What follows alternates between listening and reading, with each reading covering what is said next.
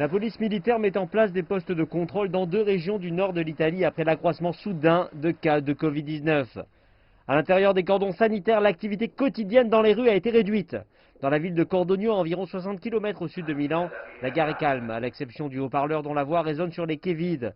Il reste très peu de choses sur les étagères des supermarchés. À Venise, le carnaval de cette année a été annulé, décevant des milliers de touristes et de fêtards. Même à Milan, capitale mondiale de la mode et qui est également un centre financier, c'est calme. Écoles, restaurants et commerces, tous sont fermés car le nombre de cas de nouveaux coronavirus dans le pays a grimpé. Les Italiens ont exprimé leurs inquiétudes à ce sujet. Le virus est un gros problème, dit ce résident. Il faut prendre des mesures pour se protéger. Je dois protéger ma santé et celle de ma famille. Lundi, les autorités ont tenté de rassurer le public. Notre objectif avec ces mesures très dures, c'est de lutter contre la propagation du virus et d'empêcher son développement. Donc l'objectif que nous essayons d'atteindre en 14 jours est de contenir le virus dans des zones spécifiques. Demain, il y aura une réunion de tous les ministres des Affaires étrangères de la communauté européenne à ce sujet.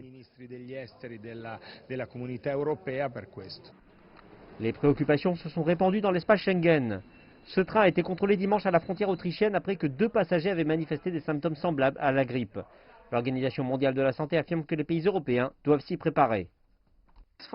Pour nous, il est important que toutes les mesures soient coordonnées et que nous trouvions une position commune et harmonisée pour l'Union européenne. L'Union européenne fournira près de 250 millions de dollars d'aide financière à l'Italie. L'Italie fait partie d'une histoire mondiale, mais cette émergence soudaine de cas laisse penser que le Covid-19 est transmissible par des personnes porteuses, mais qui n'affichent pas de symptômes. Les responsables de la santé savent qu'il faudra que tous les pays touchés travaillent ensemble pour contenir la propagation.